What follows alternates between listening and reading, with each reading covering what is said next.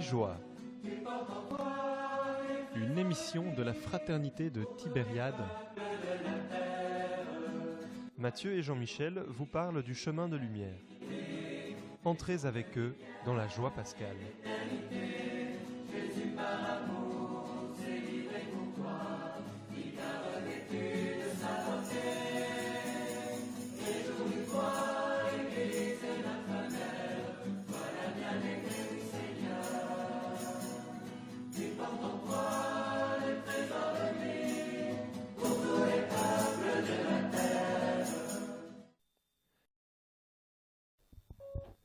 Bonsoir et bienvenue à toutes et à tous sur l'émission Paix et Joie. Je suis Mathieu, un des jeunes de l'année Saint-Jean-Baptiste, et je suis ici en présence de Frère Séraphin avec un grand sourire sur la bouche. Bonsoir Frère Séraphin. Bonsoir Mathieu, bonsoir à tous nos auditeurs. Alors je la cale tout de suite comme ça on ne pourra plus l'esquiver. Donc je fais une petite dédicace à tous nos auditeurs espagnols.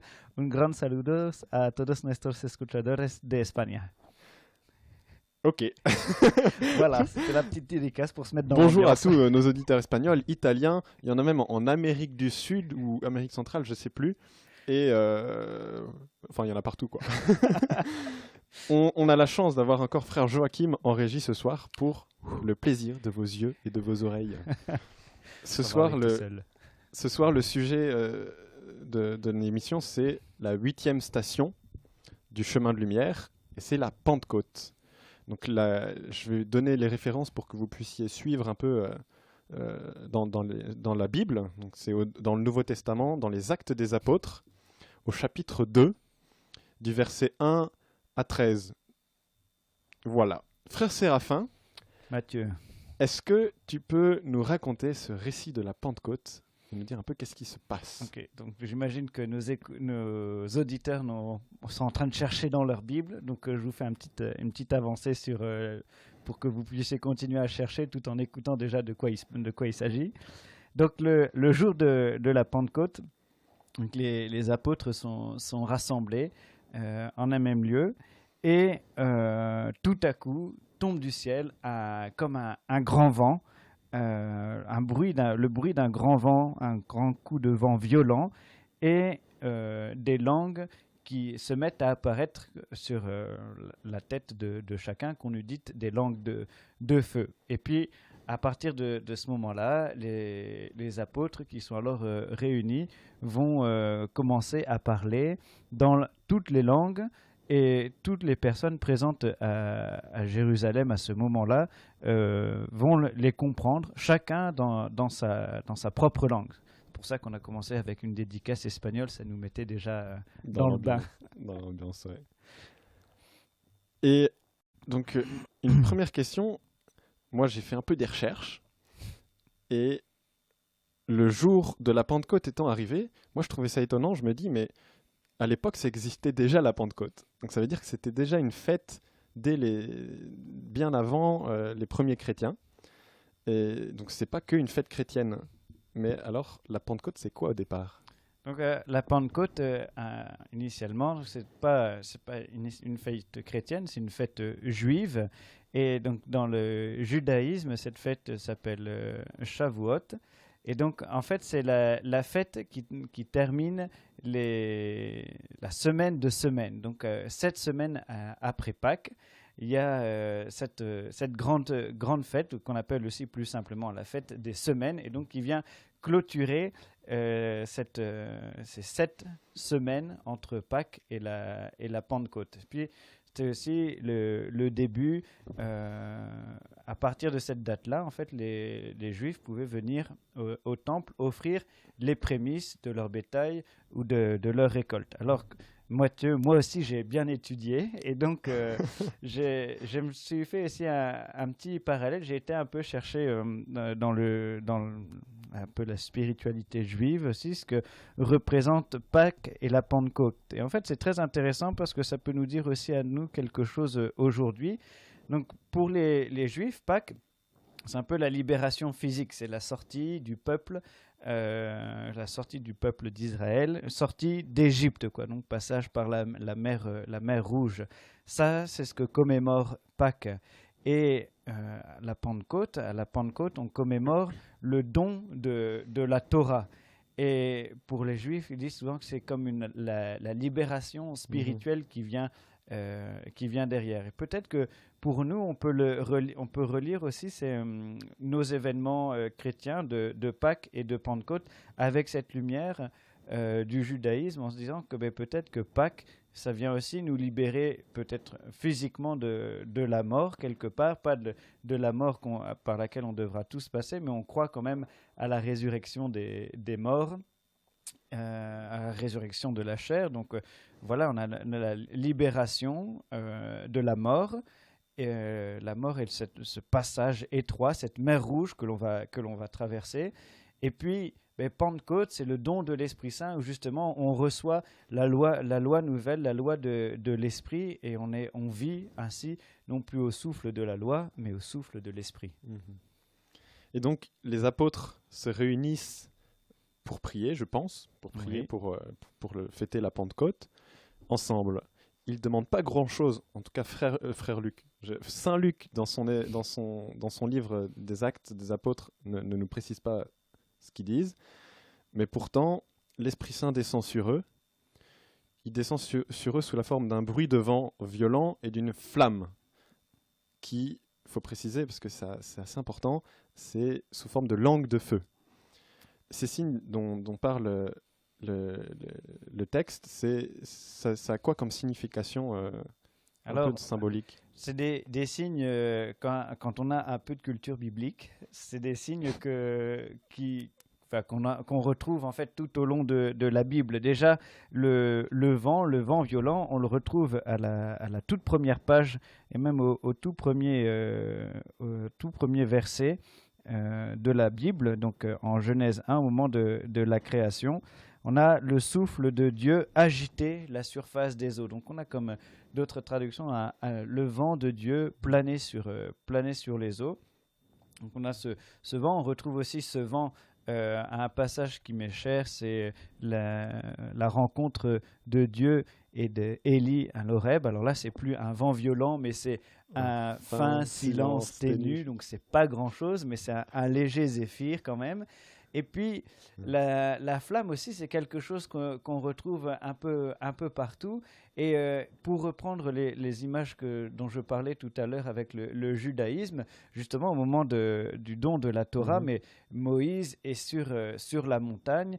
Et que voient les Juifs qui sont en bas de la montagne? Ils voient en fait la nuée et le feu. Et puis Moïse qui est au milieu de tout ça, quoi. Donc c'est des symboles divins qui sont très, très forts et très parlants pour les Juifs et puis sans doute aussi pour les apôtres à ce moment-là, quoi. Le feu et le vent, c'est vraiment quelque chose qui symbolise la présence de Dieu, de l'Esprit de Dieu. Puis aussi, dans la Genèse, c'est un passage qui m'avait frappé, c'est quand Dieu donne la vie à l'homme, il souffle dans ses narines le souffle de vie. C'est ça, tout à fait. Mais c'est bien, tu as de la culture biblique, Mathieu. C'est grâce à toi quand on a fait la lectio sur la Genèse. Merci, frère Séraphin. Et il faut que je me retrouve dans mes questions. Ah oui, ils sont donc remplis de l'Esprit Saint, les disciples, et se mettre à parler d'autres langues. Moi, je trouve ça, les langues de feu, ça rejoint un peu, c'est important. Enfin, je trouvais ça rigolo qu'il précise dans son texte, Saint Luc, que c'est des langues de feu, parce qu'après, ils se mettent à parler d'autres langues. Et je me demandais, mais est-ce que c'est là qu'est née la première communauté charismatique, où ils commençaient à parler en langue? Ça, c'est la question piège de Matthieu, parce que donc là, il faut faire attention avec le mot charismatique, quoi. Donc, je pense que tu poses ta question dans le sens du renouveau charismatique qui date des années 80. Moi, je pense que chacun est appelé à être charismatique, c'est-à-dire à être docile au souffle de l'Esprit Saint. C'est ça que signifie être charismatique, c'est celui qui se laisse conduire par l'Esprit, qui se laisse inspirer par l'Esprit. Et je pense qu'un moine bénédictin dans son abbaye en train de chanter l'office divin est tout aussi charismatique qu'un jeune qui va à Sheffield God et puis qui prie l'Esprit Saint, qui chante en langue. Voilà. Donc, je pense que c'est effectivement quand même la première communauté charismatique dans le sens que c'est les premiers à avoir vécu pleinement de l'Esprit Saint. Donc, être charismatique, c'est pas juste aller lever les bras dans un temps de louange, mais c'est d'abord vivre de l'Esprit et être imprégné de cet Esprit. Oui, et c'est vraiment même, je dirais, le père Marie-Eugène de l'Enfant Jésus, qui est bien heureux maintenant, disait qu'il faut vraiment veiller à ce que chaque chrétien puisse développer une relation d'intimité avec l'Esprit Saint, de pouvoir l'invoquer régulièrement, le prier, d'être vraiment l'ami intime de l'Esprit Saint.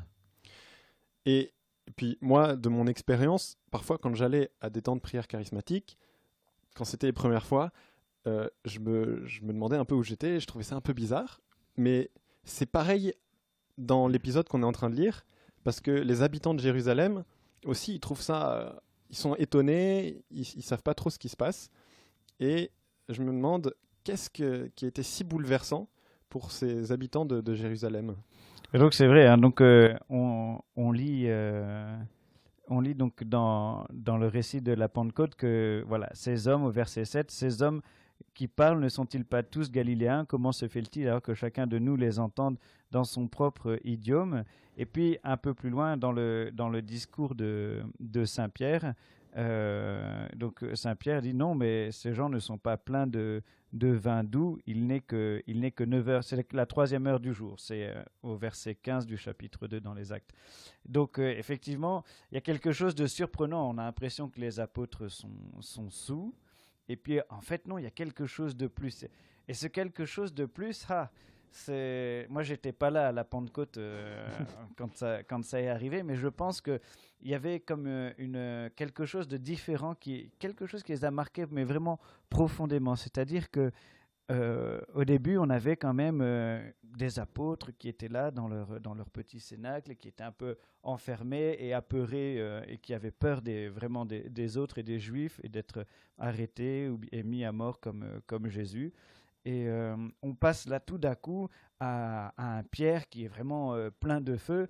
Et je m'excuse, mais je ne connais pas beaucoup de prédicateurs qui font aussi bien que Saint Pierre, puisque juste après le récit de la Pentecôte, donc à partir du verset 14, on a un long discours de Saint Pierre à la foule, et il convertit quand même 3000 personnes, quoi. Ça, c'est balèze. Donc c'est quand même plutôt balèze, et je pense que c'est pas à la portée de tout le monde. Donc il y a quelque chose en lui qui le brûle, mais peut-être totalement, qui lui donne une nouvelle ardeur et qui se communique. C'est pas simplement quelque chose qui vient écraser, mais c'est plutôt quelque chose qui vient se communiquer dans la paix et dans une joie profonde. Et voilà, et je pense que c'est ça qui a interpellé les habitants de Jérusalem et surtout les 3000 qui se sont convertis après le discours de Saint-Pierre. Et donc, à la question que se posent les habitants de Jérusalem, que peut bien être cela? On répondrait, c'est l'Esprit Saint qui agit dans le cœur des disciples. C'est ça, c'est l'Esprit Saint qui vient un peu tout secouer, tout un peu chambouler, mais en même temps tout révéler dans un grand respect de l'autre. Mais il y a quelque chose comme quelque chose qui prend feu. Il faut se rendre compte quand même que les Juifs encore aujourd'hui attendent le Messie, mais au contact de l'Esprit, mais cette espérance va prendre feu et les choses s'éclairent, s'illuminent, quoi. Et puis après, à la toute fin du passage, verset 13, il me semble, il y a d'autres personnes qui se moquent des disciples en disant qu'ils sont saouls, qu'ils se sont fait péter la ruche, comme dit frère Séraphin.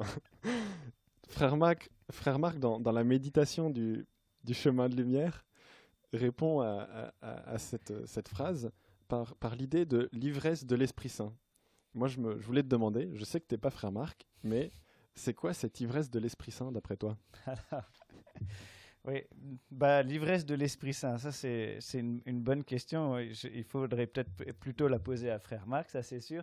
Mais je pense que quand on est vraiment touché, habité et qu'on se laisse conduire par l'Esprit, on fait quelque chose comme comme des folies, des choses qu'on ne ferait pas habituellement. Peut-être déjà ça nous est arrivé, on se dit, je sais pas pourquoi j'ai fait ça, d'habitude je le fais pas, mais pourtant, quand on a fait ça, ben, il y a quelque chose de l'évangile qui a rayonné, et ça peut être tout simple, l'ivresse de l'Esprit Saint, c'est, je sais pas, j'ai l'habitude d'aller, quoi, ben, quand on est sous, on fait pas toujours des choses... adapté, oui, c'est ça. On fait un peu des choses différentes, quoi, pour le dire joliment. Mais avec l'Esprit Saint aussi, ben, on fait les mêmes choses, mais on les fait quand même différemment, et on y introduit un petit grain de folie, quoi. Et c'est l'ardeur qu'on peut voir aussi, je pense, au semeur d'évangile qui une fois était parti évangéliser à Namur, je crois, ou à Bruxelles. Et puis voilà, on voit un jeune qui annonce la naissance du Christ, puisque c'était pour Noël. Et c'était pas prévu qu'il dise ça, mais il l'a fait, et ça a touché beaucoup de gens. Et voilà, ça c'est un jeune qui a vécu sous l'ivresse de l'Esprit Saint, quoi. C'est très beau. Amen. C'est très beau. Merci frère Séraphin. Et donc, comme aujourd'hui on parle de la Pentecôte, on a déjà un peu parlé de l'Esprit Saint, mais j'avais envie de rentrer un peu dans la théorie de l'Esprit Saint. Aïe, aïe, aïe. Et donc, ma question est, est-ce que tu peux nous expliquer ce que c'est l'Esprit Saint, son job dans la Trinité et sa place entre le Père et le Fils? Voilà, alors pour toutes les questions théologiques, vous pouvez poser les questions à frère Bart, à frère Joachim ou bien à frère Benoît. Donc moi, je ne vais pas vous faire une belle réponse que vous pourrez trouver dans un bouquin et que vous pouvez plaquer à droite et à gauche. Ce sera plutôt une réponse à partir de mon expérience, quoi, parce que je n'ai pas la prétention d'être un grand intellectuel et encore moins un grand théologien. Mais alors, quand on n'est pas malin, on essaye de répéter ce que des gens intelligents ont déjà dit, quoi. Alors, je voudrais peut-être commencer avec ce constat d'un professeur de théologie assez renommé, Père Bernard Sesboué, quelqu'un que j'aime beaucoup, qui a écrit beaucoup de livres de théologie, contrairement à ce qu'on peut croire, et c'est ça l'intérêt de cet auteur, c'est que quand vous lisez ces livres, d'abord vous les comprenez, et puis vous avez l'impression d'avoir appris vraiment quelque chose à la fin du bouquin, quoi. Donc, c'est vraiment très pédagogique, donc je vous conseille la lecture de l'un ou l'autre des ouvrages de cet auteur Bernard Sesboué. Alors il disait, justement, on a eu cours avec lui, et donc il nous racontait, vous savez, l'Esprit Saint, c'est quand même pas facile, quoi. Les langues de feu, une colombe, un vent... Ouais, c'est pas hyper palpable, quoi. Bon, le Dieu, le Père, on peut un peu se le représenter par rapport à notre Père terrestre, notre Père biologique. Jésus, ça va à peu près. En plus, on a quand même le Saint-Suaire, donc il y a quand même des choses qui peuvent se connecter. Mais l'Esprit Saint, c'est quand même pas facile à se représenter. Et pourtant, l'Esprit Saint est là et il habite en nous. Alors, pour faire un peu de la théologie quand même, donc les théologiens disent que ben voilà, l'amour entre le Père et le Fils est tellement intense, est tellement fort que c'est une personne divine qui est l'Esprit Saint, quoi. Alors, voilà, c'est un peu cet échange entre le Père et le Fils. Bon, très bien, ça reste toujours pas hyper palpable, quoi.